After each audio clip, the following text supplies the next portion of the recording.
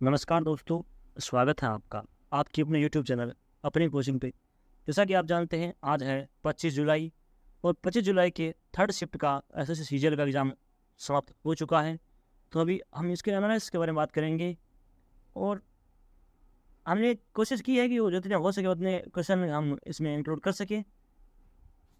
इसका अगर PDF download करना है आपको तो आप वीडियो के डिस्क्रिप्शन में लिंक दिया हुआ है, वहाँ से आप इसका पीडीएफ डाउनलोड कर लीजिएगा। आज का पहला क्वेश्चन था कि केलुचरण महापात्रा का संबंध है वो किससे है, कौन से नृत्य से है। तो उनका संबंध है वो भारत के शास्त्रीय नृत्य हैं 8, उनमें से एक ओडिसी नृत्य है, उनसे इनका संबंध है। बात करें इनके बारे में तो ओडिसी एक प्रमुख प्राचीन शास्त्रीय नृत्य है जिसकी उत्पत्ति है वो भारतीय राज्य उड़ीसा में हुई है। ओडिसी के प्रसिद्ध नर्तक हैं सुजाता महापात्रा, केलुचरण महापात्र, रत्तिकांत महापात्र, गंगाधर महाप्रधान आदि। जैसे महापात्र नाम आता है तो आपको रिलेट करना है ओडिसी नृत्य से। केलुचरण महापात्र है वो उड़ीसा से पद्म विभूषण पाने वाले पहले व्यक्ति हैं। तो इनका ये भी क्वेश्चन है कि ऐसे कौन से व्यक्ति हैं उड़ीसा नृत्य से जिनको फर्स्ट टाइम है वो उड़ीसी नृत्य में पद्म विभूषण मिला है, तो उनका नाम है केलुचरण महापात्र। अगला क्वेश्चन पूछा गया था कि प्रसिद्ध व्यक्ति वेम्पति चिन्ना सत्यम किस नृत्य से संबंधित है। तो इनका संबंध है वो कुचिपुड़ी नृत्य से संबंधित है। इनका बात करें इनके बारे में तो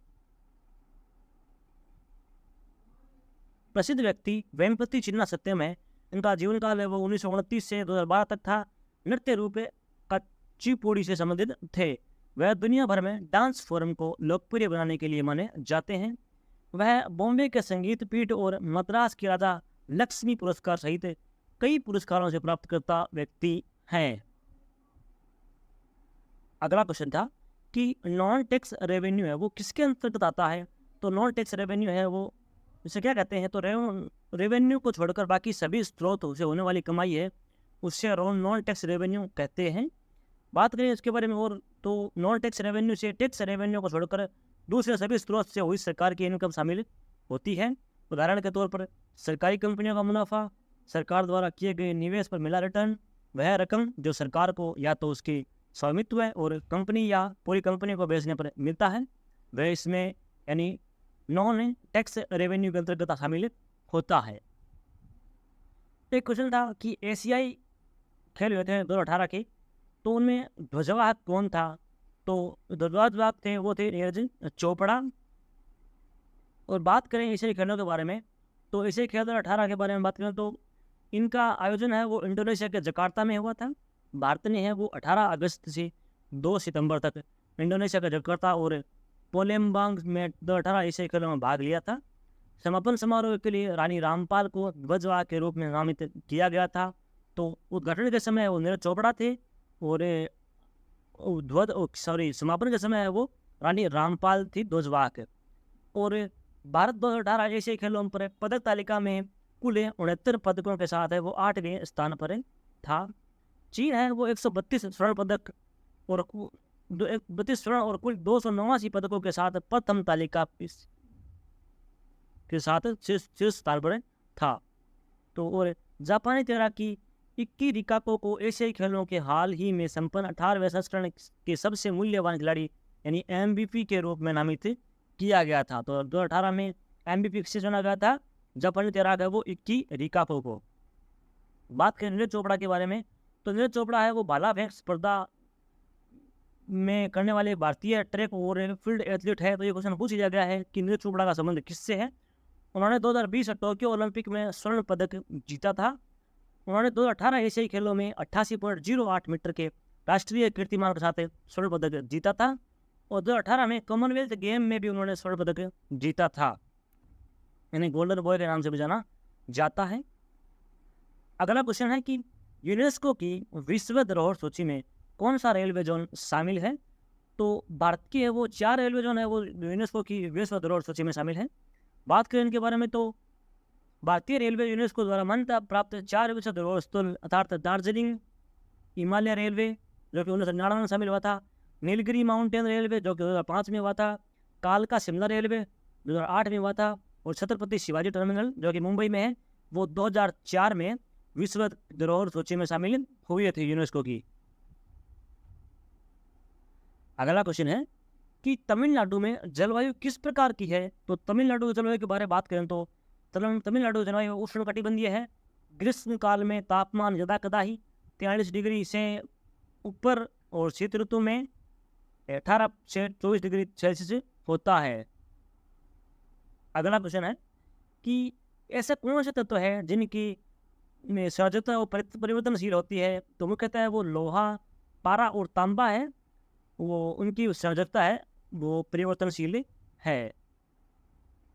बात करें अगले क्वेश्चन की, तो हिमालय और शिवालिक के बीच में कौन सी घाटी आती है। तो हिमालय और शिवालिक के बीच में दून घाटी आती है।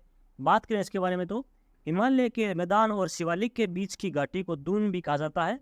दून देशांतरीय घाटियां हैं जो तलछट में भरे होते हैं। प्रमुख दून में पाटली दून, चोखबा दून, देहरादून आदि शामिल है। अगला क्वेश्चन था कि मकर संक्रांति है वो उसे माघ साजी किस राज्य में बोलते हैं। तो मकर संक्रांति को है वो हिमाचल प्रदेश में वो माघ साजी कहते हैं। इसे और भी स्थान पर अलग अलग स्थान पर कहते हैं, जैसे पंजाब में लोहड़ी कहते हैं मकर संक्रांति को, और बहुत नाम जानते हैं। बात करने के बारे में तो हरियाणा, हिमाचल प्रदेश और पंजाब में माघी के नाम से इस त्यौहार को जाना जाता है। कर्नाटक में मकर संक्रांति, तो असम में भोगाली, बिहू, गुजरात और उत्तराखंड में उत्तरायण, और जम्मू में माघी सगाराद, और कश्मीर घाटी में सूर्य संक्रांत, और तमिलनाडु में ताई पोंगल और उज्वर तिरुतल नाम से जाना जाता है। तो अलग अलग स्थान में है वो अलग अलग नाम से जाना जाता है। ऐसे ये क्वेश्चन आप मोस्ट इम्पोर्टेंट लगा लीजिए, बोले स्क्रीन शॉट ले लीजिए इसका, ये आपके लिए बहुत महत्वपूर्ण होने वाला है। यहाँ से क्वेश्चन डेफिनेटली पूछा जाएगा। अगला क्वेश्चन है कि निम्नलिखित में से ऐसे कौन से व्यक्ति थे जिससे शासन काल में स्थानीय स्वशासन की शुरुआत हुई थी। जैसे कौन से वो जनरल थे जिनके कार्यकाल में वो स्थानीय स्वशासन की शुरुआत हुई थी। तो वो थे लॉर्ड रिपन। बात करें इनके बारे में, लॉर्ड रिपन के बारे में, तो रिपन है वो 1882 में स्थानीय स्वशासन करने वाले व्यक्ति थे। उन्होंने भारत में स्थानीय स्वशासन के नाम उसे पिता भी कहते हैं उन्हें। और लॉर्ड रिपन द्वारा वर्नाकुलर अधिनियम को निरस्त कर दिया गया था। लॉर्ड रिपन ने सिविल सेवा की आयु है वो 19 से बढ़ाकर 21 कर दी थी। वह इल्बर्ट अधिनियम विवाद के समय वाइसराय थे। तो अगला प्रश्न था कि टोक्यो ओलंपिक 2020 का शुभंकर क्या था। तो टोक्यो ओलंपिक 2020 का शुभंकर था मिराई तोआ। बात करें इसके बारे में, टोक्यो ओलंपिक के बारे में, तो जापान ने है वो 27 स्वर्ण पदक जीतकर तीसरा स्थान पाने में सफलता पाई थी टोक्यो ओलंपिक में। और ब्रिटेन 22 स्वर्ण पदक के साथ चौथे स्थान पर रहा।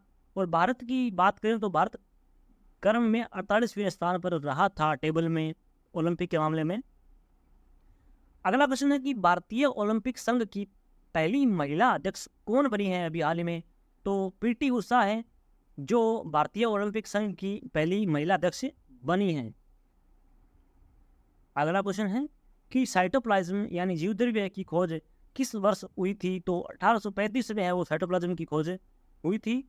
बात करें तो साइटोप्लाज्म की खोज है वो बुजार्डिन ने 1835 में की थी तथा साइकोड नाम दिया था, सारकोड इसका नाम दिया था। अगला क्वेश्चन है, ये क्वेश्चन कंफर्म नहीं है कि पूछा गया था नहीं पूछा गया था, कमेंट बॉक्स में बताइएगा ये पूछा गया था नहीं पूछा गया था। 20वीं सदी में तानसेन किसे कहते हैं। 20वीं सदी का तानसेन किसे कहते हैं। तो 20वीं सदी का तानसेन है वो उस्ताद बड़े गुलाम अली खान को वो तानसेन कहते हैं। बात करें इनके बारे में तो उस्ताद गुलाम अली खान का वर्णन करने के लिए इस्तेमाल किया जाने वाला सबसे कम आम उपाधि है वो 20वीं शताब्दी का तानसेन है, उपनाम है इनका। और उन्हें अक्सर बड़े गुलाम अली खान के रूप में जाना जाता है ताकि उन्हें समान नाम से अन्य उस्तादों से भिन्न किया जा सके। वे प्रतिभाशाली संगीतकार, अब तक के सबसे प्रसिद्ध ठुमरी गायकों में से एक है। तो इनका संबंध है वो ठुमरी गायक की जिन्होंने पटियाला गाने को अपनाया था। तो इनका गाना है वो पटियाला है। बड़े गुलाम अली खान का साहब का जन्म है वो 1902 में पाकिस्तान के पंजाब के मशहूर शहर लाहौर के पास स्थित गांव कैसूर संगीतकारों के परिवार में हुआ था। उन्होंने अपने चाचा काले खान जो कि जम्मू और कश्मीर की रियासत के दरबारी गायक थे से गायन में अपना प्रारंभिक प्रशिक्षण प्राप्त किया था। अगला प्रश्न था कि अनुच्छेद 142 यानी 142 है, उसमें किसका उल्लेख है?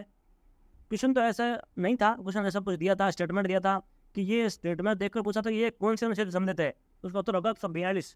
तो 142 की स्टेटमेंट मुझे पूरा याद नहीं है, लेकिन 142 की बात की थी। तो 142 की हम बात करें तो 142 में उल्लेख है कि तलाक की मंजूरी दे सकते हैं कोर्ट, ये इसका उल्लेख है।